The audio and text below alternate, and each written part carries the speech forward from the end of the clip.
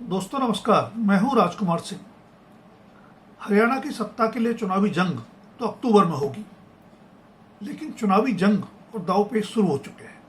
2014 में लोकसभा की 10 में से 9 सीटें जीतने के बाद हुए विधानसभा चुनावों में बीजेपी ने पहली बार हरियाणा में सरकार बनाई थी, और वह भी अकेले दम बहुमत हासिल कर। वरना तो बीजेपी देवीलाल और बंसीलाल के दलों की बैसाखी ही बनती रही। 2019 के लोकसभा चुनाव में बीजेपी सभी 10 सीटें जीतने में सफल हो गई, फिर भी विधानसभा चुनाव में बहुमत का आंकड़ा छूने से चूक गई। परिणाम स्वरूप उसे देवीलाल के परिवार के ही एक धड़े द्वारा नवगठित दल जननायक जनता पार्टी यानी जेजेपी से गठबंधन करना पड़ा, जिसके अप्रत्याशित रूप से 10 विधायक जीतकर आ गए थे। एवज में दुष्यंत चौटाला को उप मुख्यमंत्री बनाना पड़ा। अब जबकि हाल के लोकसभा चुनाव में बीजेपी 10 में से 5 सीटें ही जीत पाई है, अक्टूबर में होने वाले विधानसभा चुनाव में मुकाबला कड़ा होने के आसार हैं। पिछली बार पूर्व मुख्यमंत्री भूपेंद्र सिंह हुड्डा के बेटे दीपेंद्र की सुरक्षित समझी जाने वाली रोहतक लोकसभा सीट में हार गई कांग्रेस इस बार 5 सीटें जीत गई। कुरुक्षेत्र की सीट गठबंधन में आम आदमी पार्टी के लिए छोड़ने के कारण कांग्रेस 9 सीटों पर ही लड़ी थी। जाहिर है, शानदार चुनावी सफलता के बाद कांग्रेस के हौसले बुलंद हैं। कांग्रेस, खासकर हुड्डा खेमे के तेवरों से तो लगता है कि वे सत्ता में वापसी तय माने बैठे हैं, लेकिन चुनावी रण इतना आसान कभी होता नहीं। 2019 में भी कांग्रेस ने ऐसे ही तेवरों के साथ विधानसभा चुनाव अभियान की शुरुआत की थी। गुटबाजी से ग्रस्त कांग्रेस की एकता की तस्वीर पेश करने के लिए आला कमान ने पार्टी छोड़ गए अशोक तंवर की जगह शैलजा को प्रदेश अध्यक्ष बनाया था, तो किरण चौधरी की जगह भूपेंद्र सिंह हुड्डा नेता प्रतिपक्ष बने थे। वैसे 2014 के विधानसभा चुनाव में मतदाताओं ने इनेलो को यानी इंडियन नेशनल लोकदल को मुख्य विपक्षी दल बनाया था और अभय सिंह चौटाला नेता प्रतिपक्ष बने थे, लेकिन पार्टी में मची भगदड़ के बाद स्थितियां बदल गईं।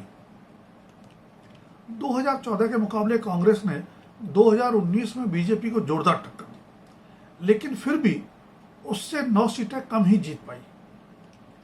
भाजपा की 6 सीटें कम कर देने के लिए अपनी पीठ थपथपाते हुए हुड्डा खेमे ने सफाई दी कि दूसरे गुटों के दबाव में गलत टिकटें देने के कारण पार्टी सरकार बनाने से चूक गई, जबकि विरोधी गुट ने यही आरोप हुड्डा खेमे पर लगाया। जाहिर है, सच दोनों के आरोपों और दावों के बीच है। ऐसे में स्वाभाविक सवाल है कि 2019 के मुकाबले 2024 में हरियाणा का राजनीतिक परिदृश्य कितना बदला हुआ है। पहला बड़ा बदलाव तो यही है कि 10 में से 5 लोकसभा सीटें कांग्रेस जीत गई। दूसरा बदलाव यह कि बीजेपी से गठबंधन टूटने के बाद हुए लोकसभा चुनाव में जेजेपी का प्रदर्शन बेहद निराशाजनक रहा, जिसे पिछले विधानसभा चुनाव में कांग्रेस की संभावनाओं को ग्रहण लगाने का जिम्मेदार बताया गया था।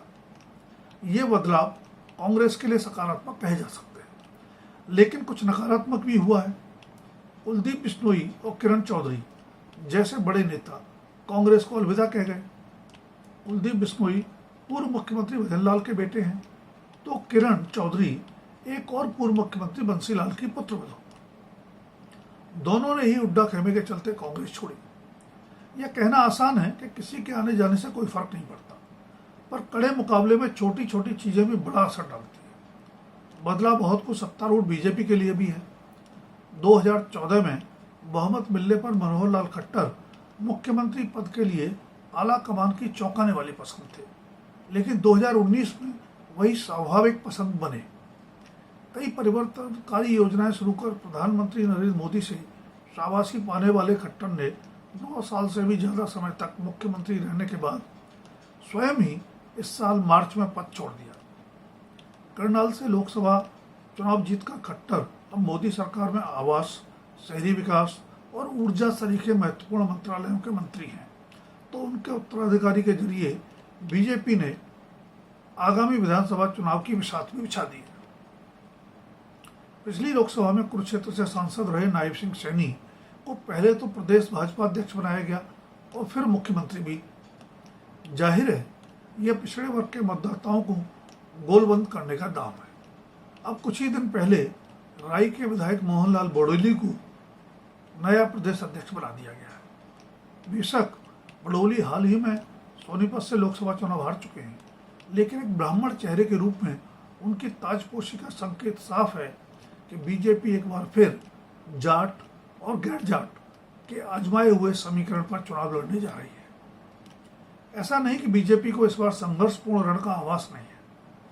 विपक्ष का मुख्य मुद्दा बनी अग्निपथ योजना के अग्निवीरों के लिए राज्य सरकार की कुछ सेवाओं में 10% आरक्षण और अन्य सेवाओं में आयु सीमा में छूट समेत युद्ध स्तर पर लोक लुभावन योजनाओं और फैसलों की घोषणा दरअसल उसी की तैयारी की कवायद है।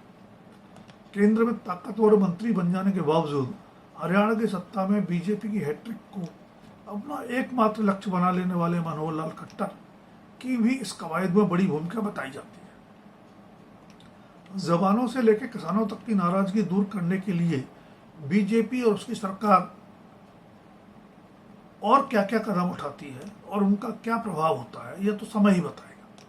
लेकिन संभावित बहुकोणीय चुनावी मुकाबला उसकी राह आसान बनाने में निर्णायक भूमिका निभा सकता है। लोकसभा चुनाव में कांग्रेस ने आम आदमी पार्टी यानी आपके साथ गठबंधन किया था, लेकिन विधानसभा चुनाव में उसने किसी भी दल से गठबंधन करने से साफ इनकार कर दिया है। अब आप अकेले लड़ेगी या 2019 के लोकसभा चुनाव की अपनी दोस्त जेजेपी से फिर हाथ मिलाएगी, यह तो देखना होगा। लेकिन इनेलो और बसपा के गठबंधन ने त्रिकोणीय मुकाबला तय कर दिया है। इनेलो 53 और बसपा 37 सीटों पर चुनाव लड़ेगी। सीमित प्रभाव वाला ये गठबंधन 90 सदस्यीय विधानसभा में कितनी दूर तक जा पाएगा, यह मतदाता ही तय करेंगे। लेकिन यह समझना मुश्किल नहीं होना चाहिए कि इनेलो, बसपा या जजपा और आप को मिलने वाले वोट दरअसल होंगे सत्ता विरोधी ही, यानी उनमें विभाजन का लाभ बीजेपी को ही मिलेगा। दोस्तों, अगर वीडियो पसंद आए तो लाइक, शेयर और सब्सक्राइब अवश्य करें। धन्यवाद। अभी के लिए इतना ही। जल्द फिर मिलेंगे किसी नए विषय के साथ।